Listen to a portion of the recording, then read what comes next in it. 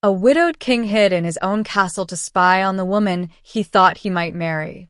He used blood magic and mirror spells to see the truth. His heart, already broken by loss, shattered again when he saw her cruelty toward his infant sons. But he also saw something unexpected: the quiet cleaning lady who loved his children as fiercely as their own mother once had. What happened next would change all their lives forever. Lucian Draven stood alone in the forgotten west tower of Obsidian Castle, surrounded by 7 enchanted mirrors that pulsed with crimson light.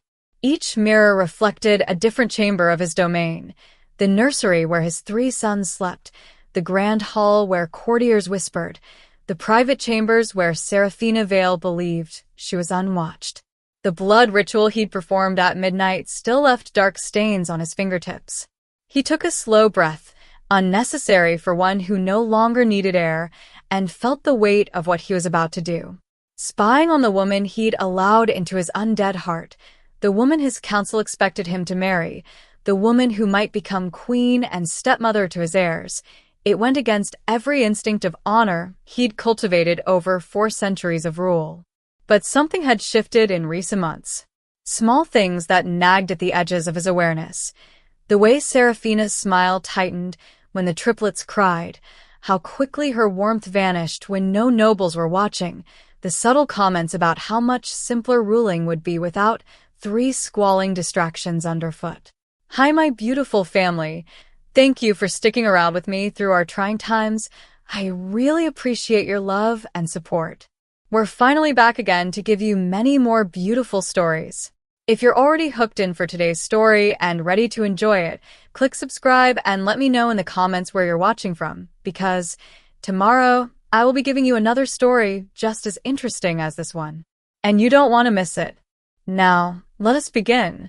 The princes were barely 6 months old. Aiden, Silas, and Rowan, 3 miracles born in a storm of blood and grief. Lucian had never imagined he'd be raising them alone. For 300 years, he'd ruled the Obsidian Dominion alongside his queen, Evelyn. They'd waited decades to conceive, believing vampiric fertility was a gift bestowed only by ancient magic and perfect timing. When Evelyn finally became pregnant, the entire kingdom had rejoiced. But the joy lasted only until that terrible night when thunder shook the castle walls and midwives ran through corridors with blood-stained hands. She'd given him 3 sons, and then she'd slipped away, her final words a whispered plea he could barely hear over the infants' cries. Protect them. Love them. Don't let anyone unworthy near them. Lucian had buried his queen in the royal crypt and sworn on her tomb that he would rather rule alone for eternity than allow someone false to touch his children. Seraphina Vale had entered his life 4 months after the funeral. Beautiful, poised, a noble woman from a powerful family who moved through court like candlelight, drawing every eye, commanding every room. At first, she'd seemed genuinely charmed by the princes. She'd held them during formal audiences, cooed over them for visiting dignitaries, posted declarations on the castle's message stones about how devoted she was to supporting Lucian through his grief. He'd let himself believe it. He'd wanted to believe that perhaps he could have both: the family he'd promised Evelyn and a partner to share the burden of the crown. But lately, when the court dispersed and the scribes stopped watching, Seraphina changed. Her laughter evaporated. Her patience turned brittle. And Lucian began to suspect that her interest wasn't in the grieving father or the 3 vulnerable heirs, but only in the ancient crown and the power it represented. An old Draven tradition had surfaced in his memories: the Vigil of Shadows, where a ruler disappeared to test a potential consort's true character. His grandfather had done it. His great-grandmother before that. The castle itself held the magic needed: mirrors that showed truth, wards that bent perception, shadow spells that could hide even a king from mortal and immortal eyes alike. 3 days ago, Lucian had announced to his council that he must travel north to negotiate a truce with a Silver Court, a diplomatic mission that could take a full week. Seraphina had been left as the acting lady of the castle, with full authority over the household and nursery. Only the ancient stones and a handful of bound spirits knew the truth. Lucian had never left. He'd slipped through shadow paths and sealed himself in the West Tower, activating magic that hadn't been used since his grandfather's reign. Now, as pale dawn light filtered through the tower's narrow windows, Lucian settled into the throne-like chair carved from black stone and fixed his gaze on the mirror showing the royal nursery. The three cradles sat side by side, each marked with a sigil. Aiden with a silver crescent, Silas with an obsidian raven, Rowan with a thorned rose. Soft blankets embroidered by Evelyn's own hands covered the sleeping infants. Then Rowan began to fuss, a small whimper that quickly grew into a full cry. Within seconds, his brothers joined him, their voices rising in the particular chorus that signaled hunger or discomfort or simply the need to be held. The nursery door opened. Seraphina entered, still wearing the crimson silk dressing gown she favored for late mornings. But her face, the face Lucian had kissed just yesterday before his supposed departure, was utterly transformed. The gentle smile she wore in public had vanished, replaced by something cold and sharp. She stopped in the doorway and stared at the three crying infants with undisguised contempt. "Gods below," she muttered, her voice carrying perfectly through the enchanted mirror. "Not again. 3 of them. Why did it have to be 3? Lucian's hands tightened on the armrests, his fingernails lengthening into claws before he forced them back. He couldn't storm down there. Not yet. He needed to see more. He needed proof that would satisfy the council and silence any political allies she might have cultivated. Seraphina approached the cradles, but didn't lift any of the babies. She poked at their blankets with one finger, checking them as if they were livestock. "You're not wet. You ate 2 hours ago. So, what's your problem now?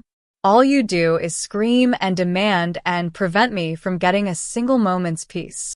The princes cried harder, reaching tiny hands toward her, desperate for comfort. "Especially you," Seraphina hissed at Aiden, whose cries were loudest. "You're always the instigator.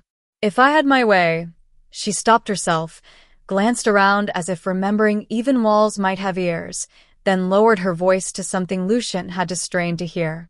"If I had my way, you'd all be in a monastery by next month. Far away. Forgotten. And this castle would finally be mine." She turned and left, closing the door behind her and muffling the infants' desperate wails. In the tower, Lucian's vision flickered red at the edges. His fangs extended fully, and the temperature in the chamber plummeted until frost formed on the mirror glass. That woman, that creature wearing nobility like a costume, had just threatened his sons. Had just revealed a plot to remove them from the line of succession. But he still forced himself. He needed more. He needed to see everything. The mirror showed Seraphina moving to the great hall, where she poured herself wine and settled onto a velvet couch, picking up a book of court genealogy, as if the crying children 3 corridors away simply didn't exist. 5 minutes passed. 10. 20. The infants' cries grew hoarse and desperate. Lucian was on the verge of abandoning the test entirely when he heard a door open in the nursery corridor, not the main entrance, but the servants' passage. A figure in a simple blue dress and white apron hurried into view. Mara Lorien, the cleaning woman who worked in the castle's forgotten corners and spoke to almost no one. She shouldn't have been there. Her shift didn't start until afternoon. But she moved straight to the nursery, pushed open the door, and rushed to the crying infants with the urgency of someone hearing a loved one in pain. "Sure, my little princes," she whispered, gathering Rowan into her arms first, then somehow balancing Silas against her shoulder while keeping one hand on Aiden's chest. "I'm here. You're not alone. I'm here." And then she began to sing. Lucian's dead heart lurched painfully in his chest. The melody. He knew that melody. It was the lullaby Evelyn used to hum while walking the castle battlements during her pregnancy, the one she'd sung to the newborns in those brief hours before her death. Only 3 people in the entire kingdom had known that song: Evelyn, Lucian, and the young maid who'd been present in the birthing chamber that terrible night. The same maid who now stood in his nursery, tears streaming down her face as she rocked his sons and sang his dead wife's lullaby. The infants calmed instantly, tiny fingers curling into Mara's dress, small faces pressed against her shoulder as if they recognized safety itself. Lucian stared at the mirror, revelation crashing over him like a winter storm. Mara wasn't just a cleaning woman. She was Evelyn's confidant, the one his queen had trusted with her final words, the one who'd made a vow in blood and grief to protect the princes. And she'd taken a servant's position, invisible, dismissed, powerless, just to stay close to them. While the woman Lucian had nearly proposed to sat in the great hall drinking wine and plotting to destroy his family, the woman everyone ignored was the only thing standing between his sons and abandonment. This test, Lucian whispered to the empty tower, his voice rough with emotion he'd tried to bury for months, has only just begun. And no one, not Seraphina, not the council, not even I, is prepared for what it will reveal. By midday, the enchanted mirrors showed Lucian a performance worthy of the finest theater troupe in the Obsidian Dominion. Seraphina descended the grand staircase in a gown of midnight blue silk, her dark hair swept into an elaborate style adorned with silver combs. She moved through the great hall with practiced grace, nodding to advisors, touching arms with just the right amount of familiarity, her smile warm and reassuring. "My lords," she addressed the gathered council members, her voice carrying the perfect blend of deference and confidence. "King Lucian entrusted me with maintaining stability during his absence. I've reviewed the grain reports from the eastern provinces. The harvest projections are promising, but we should increase reserves before winter." Councillor Theron, a vampire nearly as old as Lucian himself, nodded approvingly. "Wise counsel, Lady Vale. The king chose well in leaving you to oversee matters." "I only hope to serve the realm," Seraphina replied, lowering her eyes modestly. "And, of course, to care for our precious princes. They are my constant concern." Lucian watched from the tower, his jaw tight. She spoke of the infants with such tenderness that even he might have believed it if he hadn't seen her standing over their cradles 2 hours earlier, calling them parasites under her breath. The meeting continued. Seraphina made suggestions about trade routes, asked pointed questions about noble families' loyalties, and subtly positioned herself as indispensable. She was competent, Lucian had to admit. Politically astute. Under different circumstances, she might have made a formidable queen. But then the council adjourned, and Lucian shifted his attention to a different mirror, the one showing the nursery corridor. Mara emerged from the servants' quarters carrying a basket of freshly laundered linens. She paused at the nursery door, listening, then slipped inside. The princes were awake but calm, staring up at the mobile of crystal stars that hung above their cradles.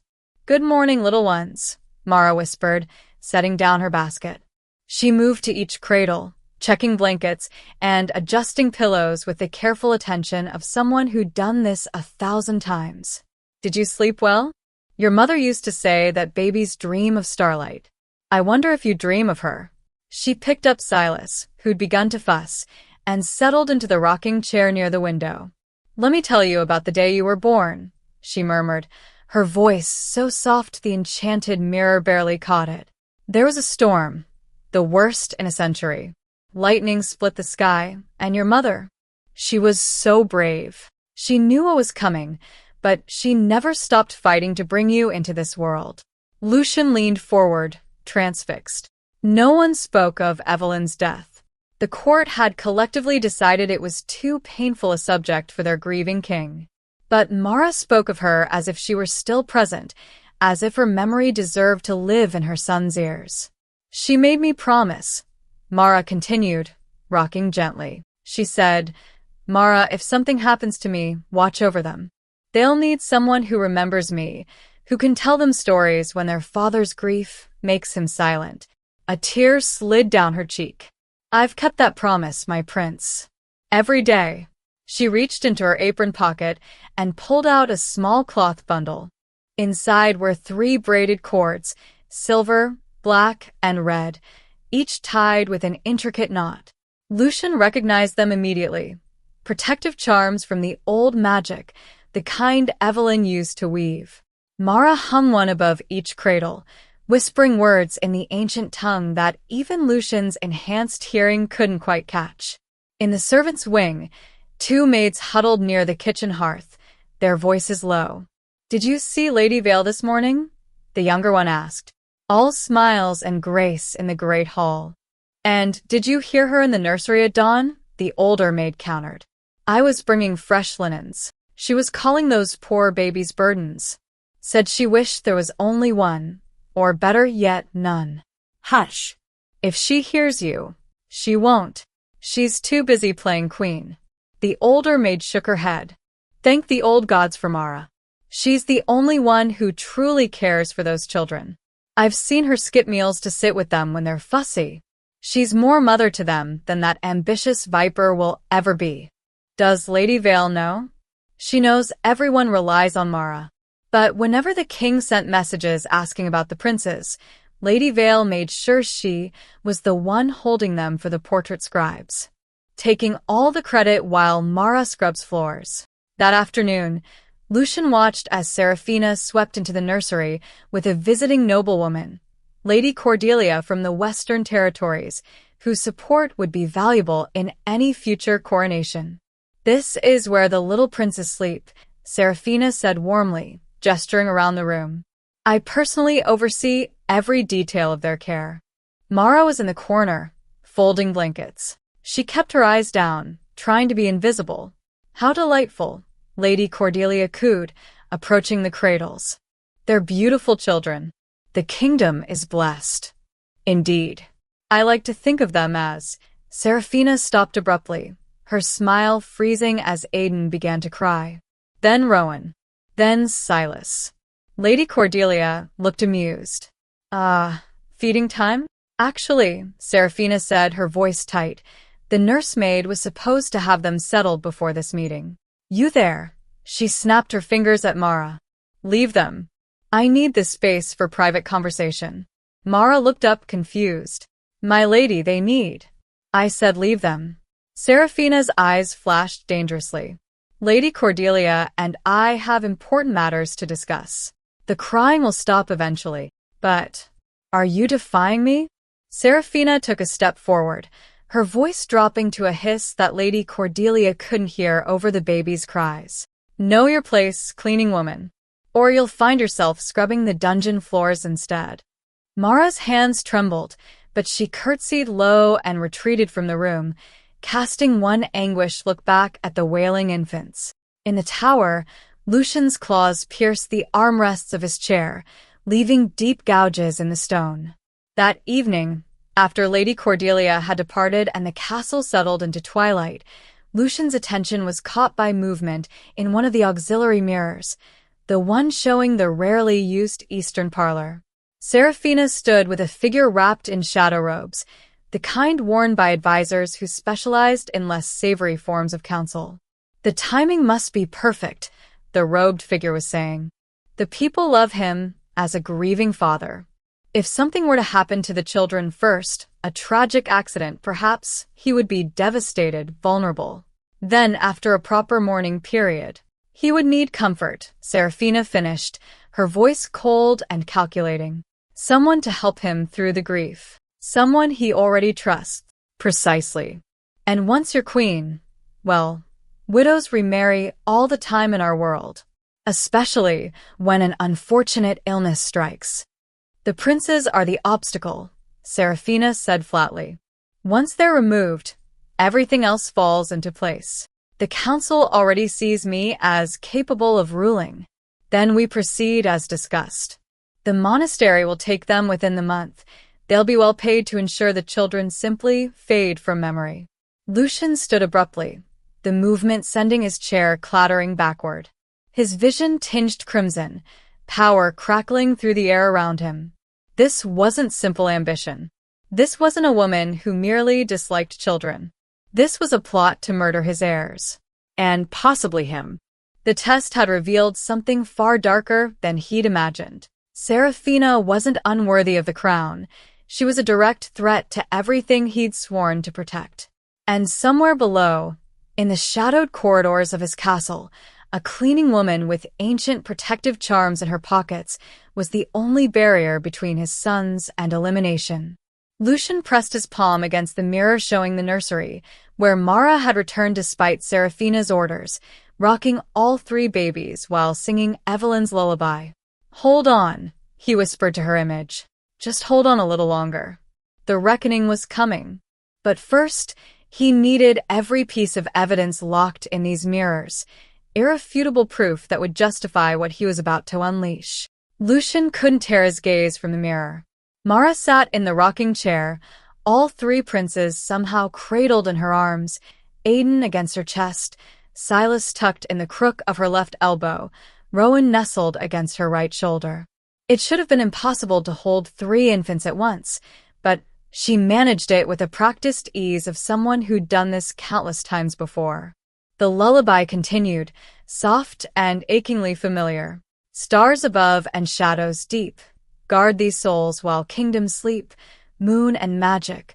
Blood and bone. You are loved. You're not alone. Evelyn used to sing those words.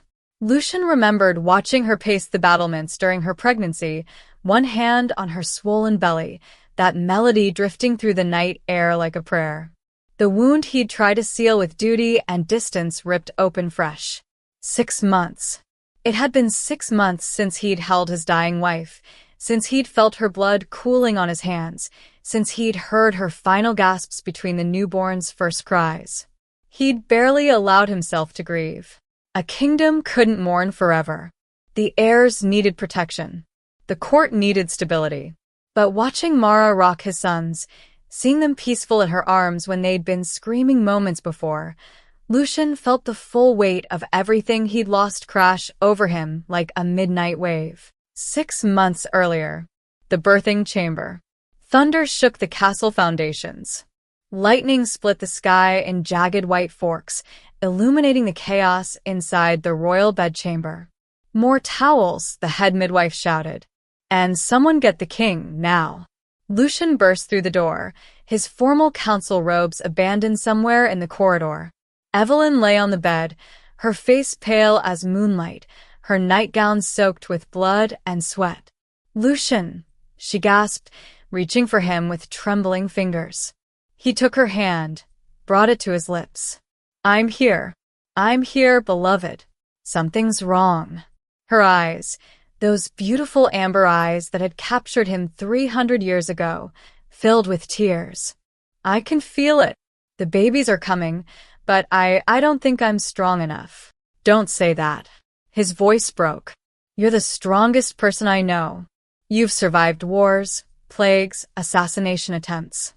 This is different." She gripped his hand with surprising strength. "Promise me something. If I don't survive this night, Evelyn, promise me." Her voice rose, desperate. "Promise you'll protect them. All 3 of them. Don't let anyone near them who doesn't truly love them. Don't let ambition or politics destroy what we made together. I promise. On my bloodline, on my crown, on everything I am, I promise." The midwives swarmed around them. "Your Majesty, you need to step back. The first child is coming." The next hours blurred into screaming and blood, and the overwhelming scent of magic and mortality intertwined. The first cry pierced the air, thin and reedy but fierce. "A boy," the midwife announced. Then another. Another boy. And finally, as dawn light crept through the windows, a 3rd son, Your Majesty. 3 princes, 3 heirs, 3 miracles. But Evelyn was fading. Lucian knelt beside the bed, cradling her against his chest while midwives rushed around them trying to stop the bleeding. "Stay with me," he begged. "Please, Evelyn. Stay." "I can't." Her voice was barely a whisper. "But they need someone who remembers me. Someone who'll tell them stories." She reached out with a blood-stained hand, grasping weakly at the air. A young maid, barely 20, with dark hair and frightened eyes, stepped forward instinctively. Evelyn caught her wrist, smearing blood across the girl's skin. "Your name?" "Mara, Your Majesty." "Mara Lorien." "Mara." Evelyn's eyes locked onto hers with desperate intensity. "I'm dying. I can feel the veil between worlds thinning. But my sons..." She glanced at the 3 swaddled infants being cleaned by the midwives. "They need someone. Someone who'll watch over them when grief makes my husband turn away. Someone who'll remember me for them." "Your Majesty, I'm just a..." "Promise me." Evelyn's grip tightened, supernatural strength flooding through her in those final moments. "Blood oath, Mara Lorien. Promise me you'll guard them, protect them, love them as I would have." Mara's eyes filled with tears. "I promise. I swear on my life, Your Majesty." "Thank you." Evelyn released her wrist, where a crimson handprint remained. "They'll need you, more than anyone knows." Then she turned back to Lucian, touched his face one last time, and whispered, "Aiden, Silas, and Rowan. Those are their names. Tell them their mother loved them more than starlight." And she was gone. Lucian blinked, pulled back to the present by the sound of a door closing in the mirror. Mara had finished settling the princes and was leaving the nursery, her shoulders slumped with exhaustion. He shifted his attention to a different mirror, one showing the servants' quarters in the castle's eastern wing. Mara's room was barely larger than a storage closet, a narrow bed, a simple washstand, a trunk for her few possessions. She closed the door behind her and leaned against it, finally allowing herself to break. Tears streamed down her face as she pressed her hand to her mouth, muffling sobs. From beneath her pillow, she pulled out a piece of faded blue ribbon, the same color as Evelyn's favorite day gown. She clutched it to her chest, rocking slightly. "I'm trying," she whispered to the empty room. "I'm trying, my queen. But she wants to hurt them. That woman, she wants to send them away or worse. And I'm just a maid. How am I supposed to stop her?" She looked down at her wrist, where a faint scar remained, the ghost of Evelyn's bloody handprint, never fully faded despite 6 months of scrubbing floors. "You asked me to protect them. I swore on my life. But if she discovers what I know, if she realizes I'm watching..." Mara's voice hardened. "Then I'll die keeping that promise, just like you did bringing them into this world." She tied the ribbon around her wrist, hiding it beneath her sleeve, and straightened her shoulders. "One more day. I can last one more day. And maybe the king will return. Maybe he'll see the truth." In the tower, Lucian stood abruptly, pieces falling into place with devastating clarity. The lullaby, the protective charms, the way she held the infants as if she'd done it since birth, because she had been there since birth. She'd been in that blood-soaked chamber, had received his dying wife's final command, and had carried that burden alone for 6 months. While he'd been drowning in grief and duty, while he'd been courting a viper, while he'd been blind to everything except his own pain, Mara had been keeping her promise. Every day, every night, in silence and invisibility. She'd sacrificed any chance at a better life to stay near 3 babies who couldn't even know what she'd given up for them. And now she was in danger because of him. Because he'd brought Serafina into their lives. Because his test had allowed that creature to show her true nature. "I'm sorry," Lucian whispered to the mirror showing Mara's small room, though she couldn't hear him. "I'm sorry I didn't see you. I'm sorry, I didn't realize." He wanted to go to her now. To reveal himself, to thank her, to promise her the world for what she'd done. But he couldn't. Not yet. The test had to run its course. He needed undeniable evidence of Serafina's plot, enough to justify her exile in front of the council, enough to prevent civil unrest when he cast out a noble woman beloved by half the court. And that meant watching. Waiting. It meant forcing Mara to face danger alone for a few more days while he gathered proof. "Forgive me," he said, pressing his palm against the cold mirror glass. "Just hold on. I see you now.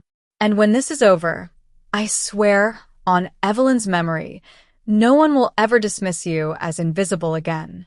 But even as he made that promise, dread coiled in his chest. Because the mirrors showed Serafina pacing in her chambers, discussing timelines with her shadowed advisor. And the timeline they spoke of was rapidly approaching. He had perhaps 3 days before they moved against the princes. 3 days to collect evidence. 3 days to prepare his counterstrike.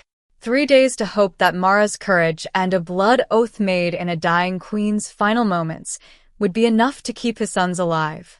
The next morning brought visitors, 3 minor nobles from the southern territories, their allegiances still undeclared in the quiet political dance surrounding Serafina's anticipated coronation. Lucian watched through the mirrors as she orchestrated the performance with calculated precision. Lord Vesper, Lady Kane, how wonderful to see you. Serafina glided into the receiving hall wearing dove-gray silk that spoke of tasteful mourning and humble service. I know these are difficult times, with our beloved king attending to diplomatic matters, but the kingdom endures. And the young princes? Lady Kane asked. We've heard such lovely things about how you've cared for them in King Lucian's absence. They are my greatest joy. Serafina's smile was radiant. In fact, why don't I have them brought down? They should meet their father's loyal subjects. She snapped her fingers at a nearby servant. Fetch the princes. Immediately. Minutes later, 3 nursemaids appeared carrying the infants, but Lucian noticed Mara wasn't among them.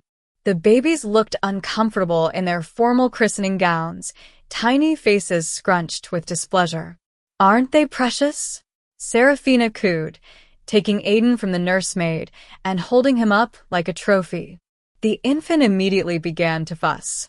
The future of the Draven bloodline. Beautiful children, Lord Vesper agreed. Strong features. They'll make fine heirs. Aiden's fussing escalated to crying. Then Silas joined in. Serafina's smile tightened almost imperceptibly. Children can be so temperamental, she said lightly, thrusting Aiden back at the nursemaid. Take them back upstairs. Now. The moment the nobles couldn't see her face, her expression transformed into something cold and irritated. She waved dismissively as the nursemaids hurried away with the wailing infants. Where is that woman? Serafina hissed to her personal attendant. The cleaning woman who's always hovering around them? Mara, my lady? She's in the nursery. Of course she is. Serafina's jaw clenched. I'll deal with her shortly. 20 minutes later, Serafina swept into the nursery like a crimson storm. Mara was there, having taken the princes from the flustered nursemaids. She held all 3 against her chest, singing softly while they calmed. You. Serafina's voice cracked like a whip. Mara looked up, instinctively tightening her hold on the infants. What exactly do you think you're doing? Serafina stalked closer. I left specific instructions that the nursemaids were to handle the princes today. They were crying, my lady. You only what? Decided that you know better than me. Serafina's voice rose. You're making them weak. Soft. Children need to learn independence, not cling to some lowborn maid every time they whimper. They're 6 months old, my lady. Mara's voice was quiet but steady. They need comfort and warmth. They need to know they're safe. They need to learn that the world doesn't revolve around their demands. Serafina's face flushed with rage. You hold them too much. You coddle them. You're teaching them to be helpless. I'm teaching them they're loved. The words hung in the air like a challenge. Serafina went very still. What did you say to me? In the tower, Lucian leaned forward, every muscle tensed. The temperature in the nursery had dropped several degrees. He could see frost forming at the edges of the mirror, responding to his rising fury.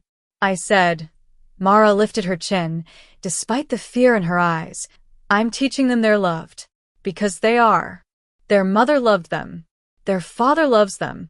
And I. You are nothing. Serafina closed the distance between them in 3 strides. You are a cleaning woman. You scrub floors. You empty chamber pots. You do not presume to educate me on how to care for royal heirs.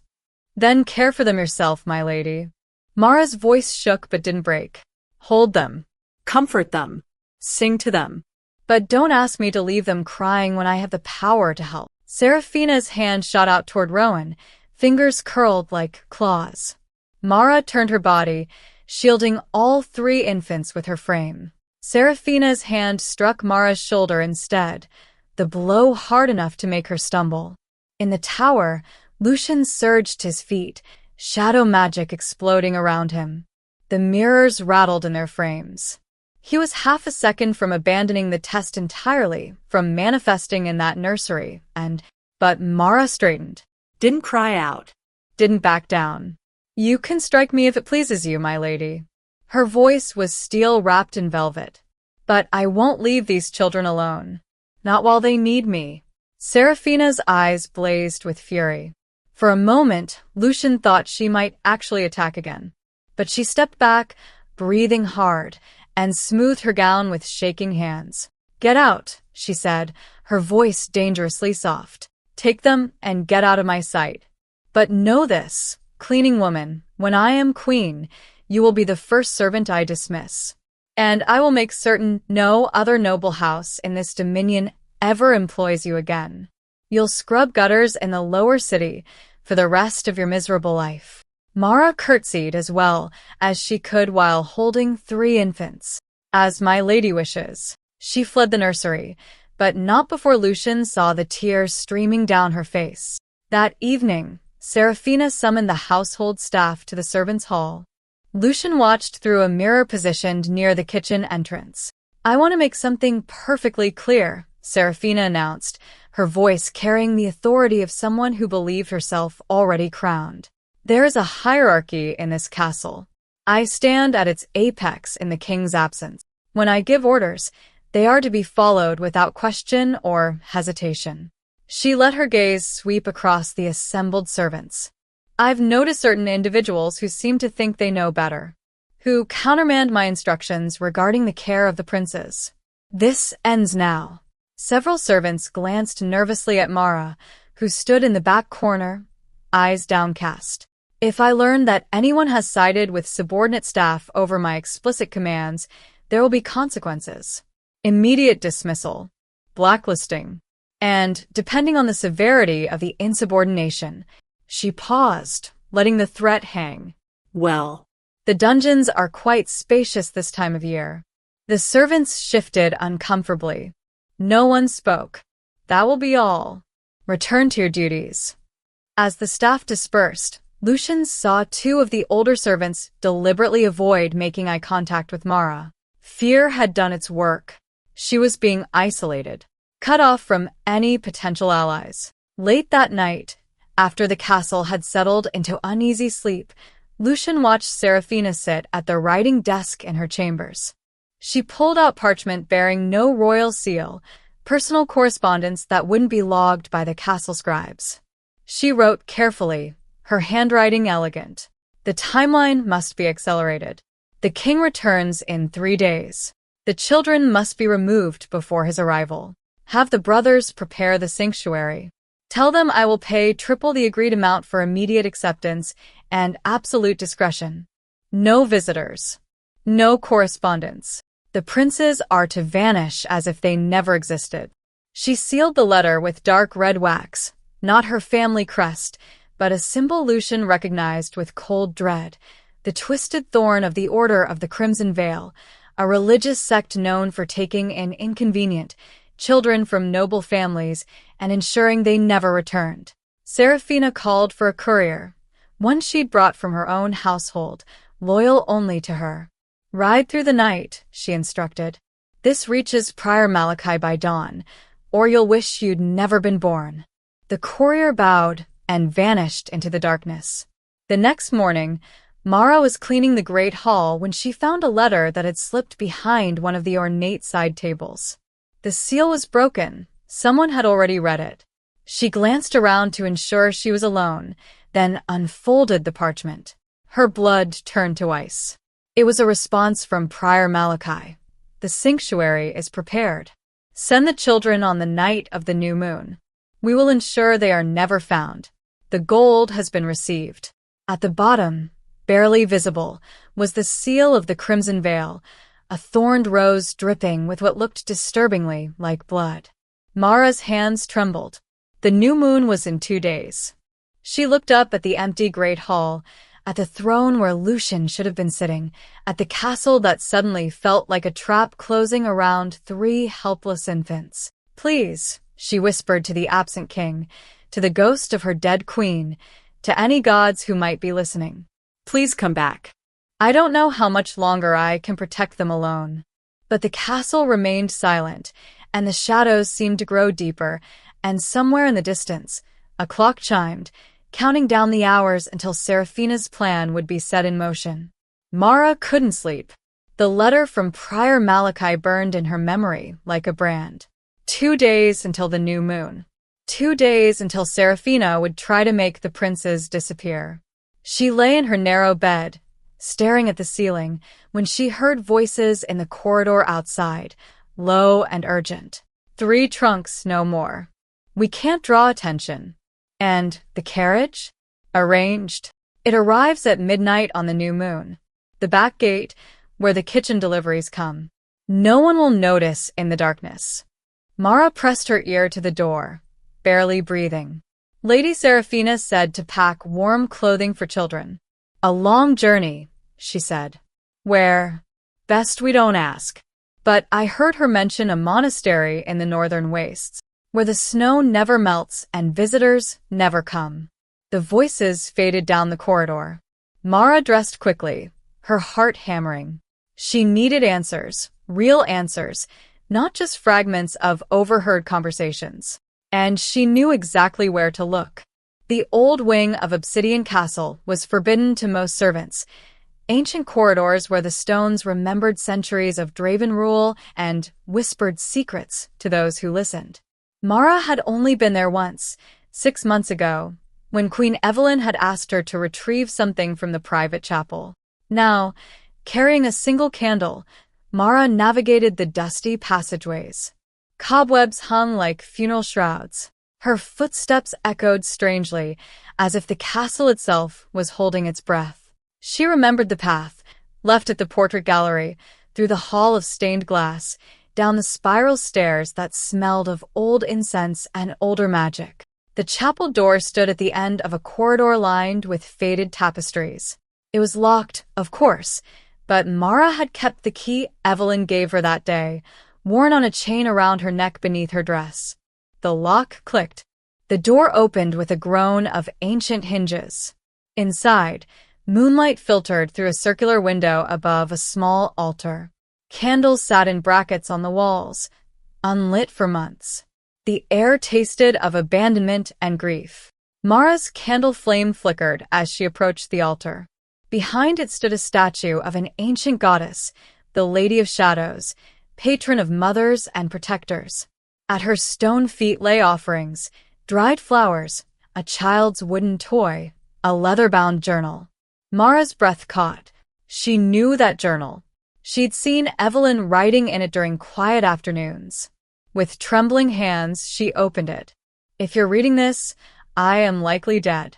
And if you are Mara, my faithful friend, my chosen guardian, then my sons need you now more than ever."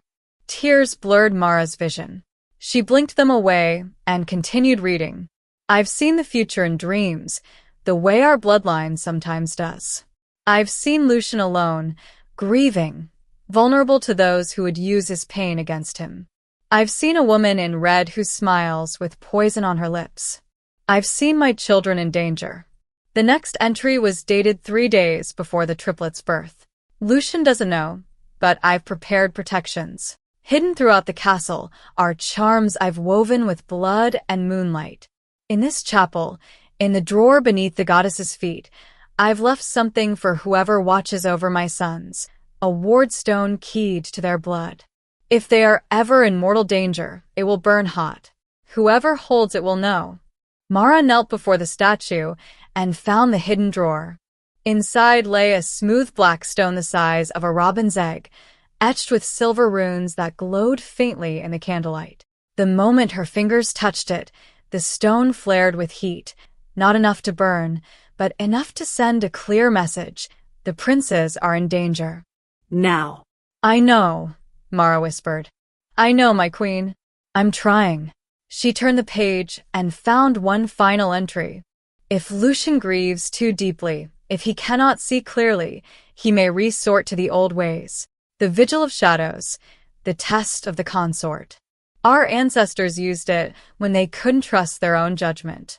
The ruler disappears, but watches from hidden places. Mara, if Lucian vanishes on a diplomatic mission and leaves someone else in charge, knows this. He is not truly left. He is watching. Testing. And you must hold on until he reveals himself. Mara's hand flew to her mouth.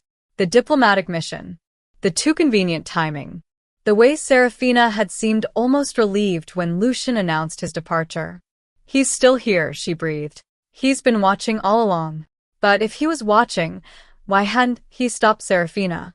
Why hadn't he intervened? Unless he needs proof. Evidence the council cannot deny. Which meant Mara was on her own for 2 more days. 2 more days to keep the princes safe while Lucian gathered whatever evidence he needed to bring Serafina down. She tucked the journal and the wardstone into her apron, along with several protective charms she found in the drawer, woven silver threads that hummed with Evelyn's residual magic. As she turned to leave, a floorboard creaked behind her. Mara spun around, her heart leaping into her throat. A figure stood in the chapel doorway, one of the guards from Serafina's personal retinue, his face half-shadowed in the candlelight. Interesting place for a cleaning woman to be wandering, he said softly. Especially at this hour. Especially in a forbidden wing of the castle. I was just... Doesn't matter. He smiled, but it didn't reach his eyes. Lady Serafina has been wondering what you're up to. Following you has been quite enlightening. A secret chapel. Hidden journals. You're not just an ordinary servant, are you? Mara backed toward the altar, her mind racing. I serve the princes. That's all. That's enough. The guards stepped into the chapel. Lady Serafina will want to know about this. Every detail. And I suspect she'll have questions for you. The kind asked in very private rooms, where no one can hear you scream. He reached for her, and Mara did the only thing she could think of. She grabbed one of the heavy brass candlesticks from the altar and swung it with all her strength. The guard stumbled back, more surprised than hurt. It gave Mara just enough time to dart past him, through the door, into the dark corridor beyond. His shout echoed behind her. Guards, stop that woman. Mara ran through the ancient halls, clutching the journal and the wardstone, knowing that everything had just changed. Serafina would know she was searching for answers. The guard would report what he'd seen. The new moon was 2 days away, but Mara's time had just run out. The next morning, Serafina's patience finally shattered completely. I can't sleep with that incessant noise above my chambers, she snapped at the head butler. Move their cradles to the east wing, the old nursery near the servants' quarters. I don't care if it's colder. Let them learn resilience. But, my lady, that wing hasn't been heated in months. Did I ask for your opinion? Her voice could have cut glass. Move them. Now. Lucian watched through the mirrors as servants scrambled to obey, carrying the 3 ornate cradles down corridors and up staircases toward the abandoned east wing. Mara trailed behind them, her face pale with worry, the wardstone hidden in her apron burning hot against her skin. The procession reached a narrow stairwell, stone steps worn smooth by centuries of use. The lead servant, nervous under Serafina's glare, moved too quickly. His foot caught on an uneven step. Rowan's cradle tilted and began to fall. Time seemed to slow. The cradle tumbled forward, the infant inside too young to even understand the danger, his small body about to be thrown against stone. Mara lunged. She threw herself down the stairs, her arms outstretched, body positioned beneath the falling cradle. Her shoulder struck the steps hard enough to crack bone, but she caught the cradle, twisted her body to absorb the impact, and curled around Rowan as they both crashed to the landing below. Pain exploded through her. The world tilted. But the baby in her arms was crying, which meant he was breathing, alive, safe. The other servants rushed forward, shouting, trying to help. And then everything stopped. The servants froze mid-motion, expressions locked in place like statues. The candle flames in the wall sconces ceased flickering. Even the dust motes in the air hung motionless. Darkness folded around Mara and the three cradles like a living thing. When it pulled back, she was no longer on the stairwell.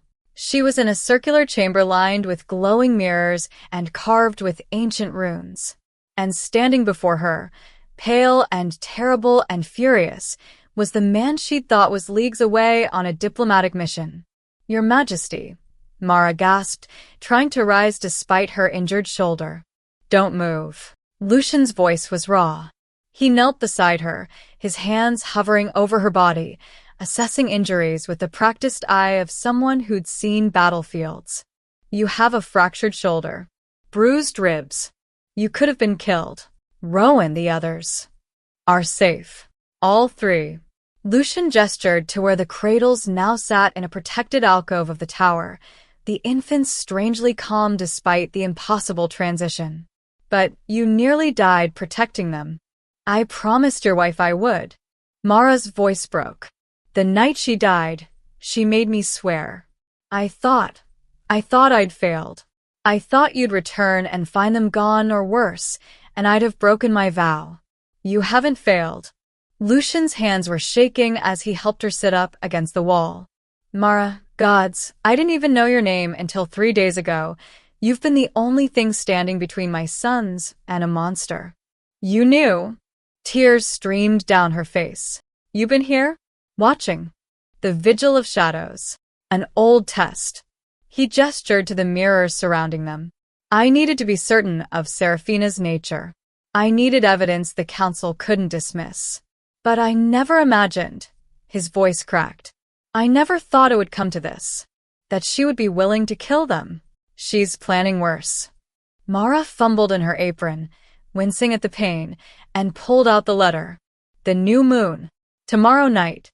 She's sending them to the Order of the Crimson Veil. They'll disappear forever." Lucian read the letter, his eyes blazing crimson.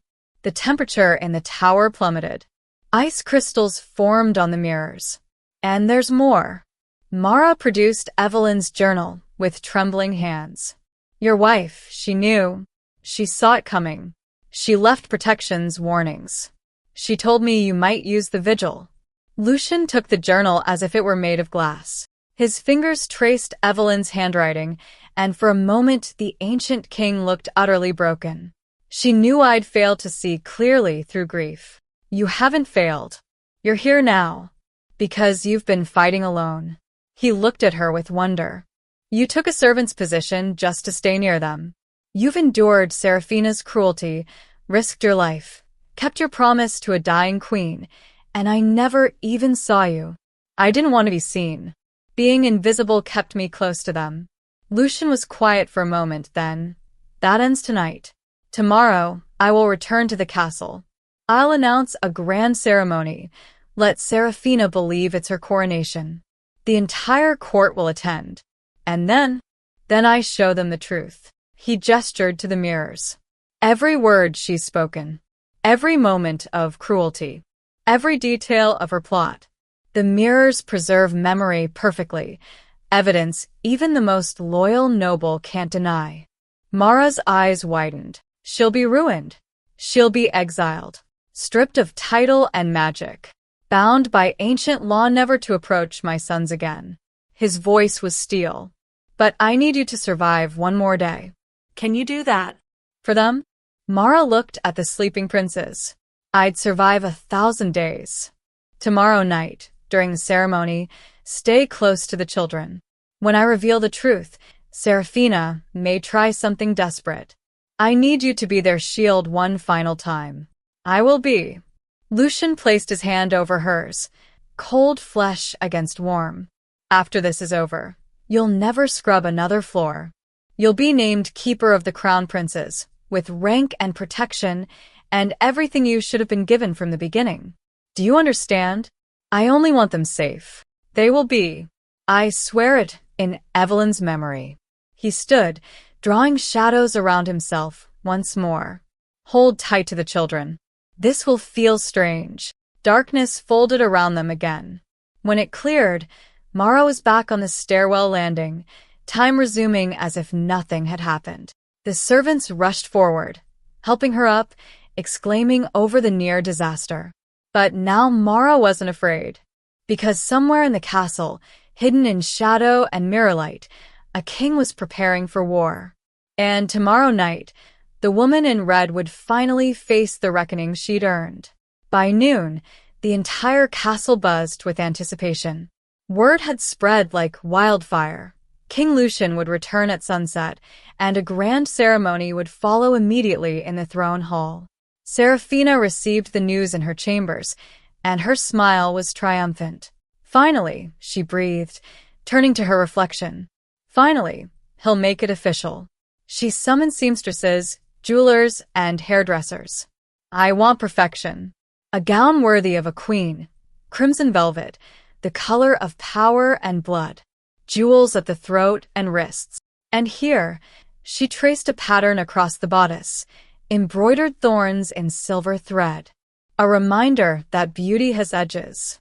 The servants worked frantically through the afternoon, creating a masterpiece designed to make Seraphina unforgettable. But first, she had one final loose end to address. You. Seraphina found Mara in the corridor outside the nursery, her voice sharp as a blade. I have a task for you. Mara curtsied, keeping her injured shoulders still. My lady, the great hall needs to be scrubbed before tonight's ceremony. Every stone, every corner. I want it spotless. Seraphina's smile was cruel. And you are forbidden from entering the nursery until after the coronation, ceremony. The nursemaids will handle the princes. But my lady, they know me. They'll be distressed. That is not my concern. Seraphina leaned closer. In fact, after tonight, it will never be your concern again. Once I am queen, you're dismissed. I'll see you escorted from the castle before dawn tomorrow. Understood. Mara's jaw tightened, but she nodded. As my lady commands. She went to the great hall and began scrubbing, but within an hour, the sounds of 3 infants wailing echoed through the castle corridors. The nursemaids tried everything, feeding, rocking, singing. Nothing worked. Finally, one of the older servants, the woman who'd gossiped in the kitchen days before, appeared in the great hall. The princes won't stop crying, she said quietly. They're asking for you. Well, as much as babies can ask. Mara looked toward the throne hall entrance, where Seraphina's guard stood watch. The back stairway, the servant whispered. I'll keep watch. Mara slipped through the castle's hidden passages, the same routes she'd learned following Queen Evelyn.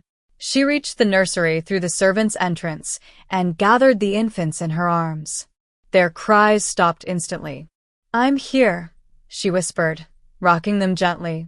Just a little longer. I promise, just a little longer. In the West Tower, Lucian stood before the 7 mirrors, speaking words in the old tongue, the language of blood and binding. The mirrors began to pulse with crimson light, and thin threads of magic stretched from each one, reaching through stone and shadow toward the throne hall below. When he finished, the mirrors would project every memory they held above the assembled court. Undeniable truth made visible. He practiced the invocation once more, making certain every word was precise. One mistake, and the spell could shatter. Or worse, it could spiral beyond his control, releasing memories that weren't meant for public consumption. Justice, he reminded himself. Not vengeance. Show them only what they need to see.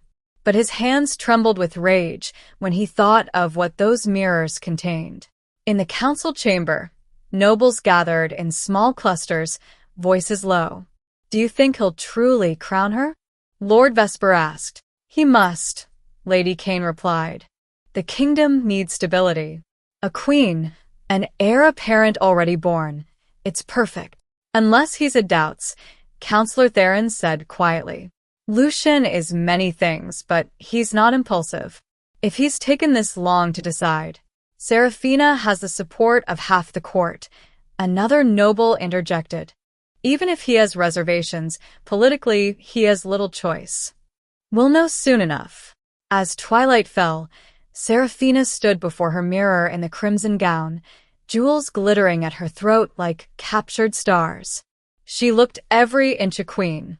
In the newly relocated nursery, Mara sat with the triplets, having defied Serafina's orders one final time. She touched the wardstone in her pocket, still warm, still warning of danger. "Whatever happens tonight," she whispered to the sleeping infants, "I won't let anyone take you. I don't care if she's crowned empress of the entire realm. You're staying with people who love you." In the shadows near the window, invisible and waiting, Lucian watched her cradle his sons. For the first time in 6 months, he felt something other than grief. He felt hope. "Hold on, Mara," he whispered to the darkness. "Just a few more hours. And then this nightmare ends." The castle bells began to toll, announcing the king's return. The ceremony was about to begin. The great hall had been transformed. Crimson banners bearing the Draven crest hung from every column. 1,000 candles cast dancing shadows across marble floors. The entire court assembled in their finest, nobles, advisors, guards, and servants positioned along the walls. At the stroke of midnight, the massive doors opened. Lucian entered alone, wrapped in a cloak of midnight black, his pale face stark against the darkness. He moved with the lethal grace of a predator, his crimson eyes sweeping across the assembled crowd. No one dared speak. He ascended to the throne but did not sit. Instead, he turned to face the grand staircase.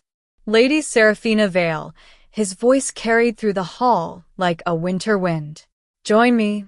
Serafina descended the staircase like a vision from a nightmare, beautiful and terrible in crimson velvet, jewels blazing at her throat, her smile radiant with triumph. She looked like a queen already. The nobles whispered appreciatively. This was it, the moment they'd anticipated. Serafina reached the throne platform and began to kneel, expecting Lucian to place a crown upon her head. Instead, he raised both hands and spoke in the old tongue. The candles flickered and dimmed. The chandeliers went dark. And above the throne, 7 mirrors materialized in the air, glowing with crimson light. "What?" Serafina's smile faltered. "Behold," Lucian's voice was ice, "the truth you thought hidden." The mirrors flared to life. The court gasped as images appeared above them, scenes playing out like living memories. Serafina standing over 3 crying infants, her face twisted with contempt. "All you do is scream. You're punished, all 3 of you." Another scene, Serafina shoving Mara aside. "You're making them weak. They should learn that the world doesn't revolve around their demands." Another, Serafina with the shadow-robed advisor, their voices clear as bells. "Once the children are removed, he'll be vulnerable. Then we can discuss more permanent arrangements." The letter to Prior Malachi appeared, enlarged for all to read. "The princes are to vanish as if they never existed." "Lies!" Serafina shrieked, whirling to face the court. "Illusions! He's been enchanted, someone's manipulating him." But the memories continued. Her cruelty, her schemes, her contempt for the heirs she'd pretended to love. Every damning word she'd spoken in private, now public for all to witness. "It's her." Serafina pointed wildly at Mara, who stood near the wall holding Aiden. "The cleaning woman, she's a witch. She's twisted his mind against me." The nobles murmured, uncertain. Then one final memory appeared, Serafina reaching for Rowan with violent intent, and Mara throwing herself between them, taking the blow meant for an infant. The hall fell silent. "You dare accuse her?" Lucian descended from the platform, each step radiating barely contained fury. "The woman who's protected my sons while you plotted their destruction? I only wanted what was best for the kingdom." Serafina's composure shattered completely. "Those children are distractions. They make you weak. I could have made you strong. Made us strong. She lunged toward Mara, fingers curled like claws. She never reached her. Lucian moved faster than mortal eyes could follow. Shadow and crimson light exploded around him, the full power of the Draven bloodline unleashed. Seraphina froze mid-lunge, suspended in the air, trapped in bands of crimson magic that burned like ice. By the ancient law of this dominion, Lucian's voice echoed with centuries of authority. Any who threaten the royal heirs forfeit all claim to title, magic, and sanctuary. No, please. Seraphina struggled against the binding, but it only tightened. Lucian raised his hand, and the magic surrounding Seraphina began to pull, extracting something vital from her very essence. She screamed as her vampiric strength, her enhanced senses, her immortality itself were stripped away. When it finished, she collapsed to the floor, human now, mortal, powerless. Seraphina Vale, Lucian pronounced, you are exiled from the Obsidian Dominion. You are forbidden from approaching my sons or this castle for the remainder of your now very limited existence. And should you try, his eyes blazed, you will discover that exile is the mercy. Breaking exile earns death. Guards moved forward, hauling her upright. She fought and screamed and cursed, but they dragged her from the hall, her cries echoing long after the doors closed behind her. Silence descended like snow. Every eye turned, some to Lucian, standing in the wreckage of what should have been a coronation. Others to Mara, trembling against the wall, still holding the prince in her arms as if he were the only thing anchoring her to the earth. Lucian crossed the hall in 3 strides and knelt before her. You saved them, he said, his voice breaking. When I couldn't see, when I was blind with grief and doubt, you saved my sons. Mara shook her head, tears streaming. I only kept a promise. You kept a kingdom. He stood and addressed the court. Let it be known, Mara Lorien is hereby named Keeper of the Crown Princes, with full authority over their care and protection. She will be given rank, resources, and the gratitude of the Draven line forever. The hall remained silent, stunned. Then, slowly, one by one, the nobles began to kneel, not to the woman they'd expected to crown, but to the cleaning woman who'd proven herself worthy of something far more valuable than a title. She'd earned a king's trust, and the love of 3 princes who would grow up knowing she'd risked everything to keep them safe. 3 days after the shattered coronation, Obsidian Castle felt different. The oppressive weight that had hung over the corridors like funeral cloth had lifted, replaced by something cautious and new. Servants moved with less fear, though they still cast uncertain glances at doorways, as if expecting the nightmare to return. It wouldn't. Seraphina was gone, exiled beyond the northern borders with nothing but the clothes on her back and the mortality she'd never wanted. But the castle remembered, and so did its king. On the 4th day, Lucian convened a formal gathering in the smaller throne room, not the grand hall where Seraphina's downfall had played out, but an intimate chamber reserved for family matters. The council stood in attendance as Mara entered, still wearing her simple blue dress, still looking like she expected to be dismissed at any moment. Mara Lorien, Lucian's voice was gentle, but carried absolute authority. Step forward. She did, trembling slightly. You are hereby granted the title of Keeper of the Crown Princes, with all rights and privileges that position commands. You will have chambers in the royal wing, adjacent to the nursery. You will have authority over all servants who attend my sons. And you will have the protection of the crown. Anyone who threatens you, threatens me. Mara's eyes filled with tears. Your Majesty, I don't need. You need to be safe. Lucian descended from the throne. You need to be valued. You need to finally be seen, Mara. And my sons need you. As if on cue, Aiden, held by a nursemaid in the back of the room, began reaching toward Mara, making the small distressed sounds that meant he wanted her specifically. The council members smiled. Even the most skeptical among them had watched the mirror memories. They knew who had truly protected the heirs. Accept the honor, Counselor Theron said quietly. You've more than earned it. Mara curtsied low, then went to gather Aiden, who immediately settled against her shoulder. The other princes followed shortly after, all three gravitating to her like flowers to sunlight. That evening, after the formal ceremonies ended, Lucian found Mara in the nursery. She sat in the rocking chair, humming Evelyn's lullaby, all three princes drowsy in her arms. "May I sit?" he asked softly. She nodded, and he settled into the chair opposite her. A king sitting with a former cleaning woman, both of them watching the children they'd fought to protect. "I failed her," Lucian said finally. "Evelyn asked me to protect them, and I nearly let a monster destroy them. You were grieving. Grief makes us blind. You were grieving too, but you still saw clearly enough to act." Mara was quiet for a moment. "I had a promise to keep. It gave me purpose when everything else felt impossible. She chose well." Lucian's voice was thick with emotion. "She chose someone with a courage I didn't recognize until it was almost too late. Thank you, Mara, for keeping a promise I never heard but desperately needed someone to keep." "She loved them so much," Mara whispered. "Even knowing she might not survive, she fought to bring them into the world. How could I do anything less than fight to keep them in it?" The next day, they went together to the royal crypt, Lucian, Mara, and the three princes in a small, enchanted carriage that floated beside them, kept warm by protective spells.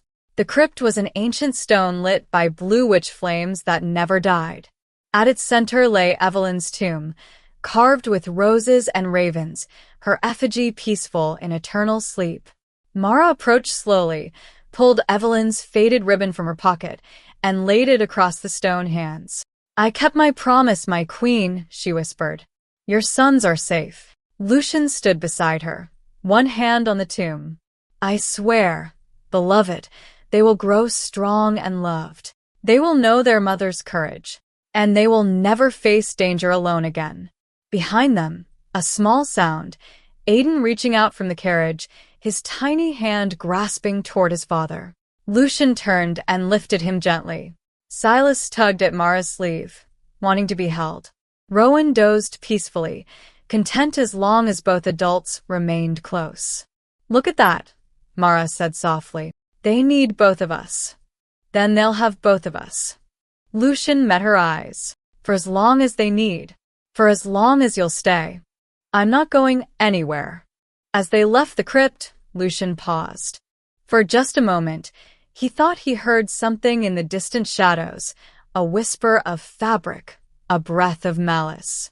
Old instincts flared. Seraphina was gone, but she'd had allies.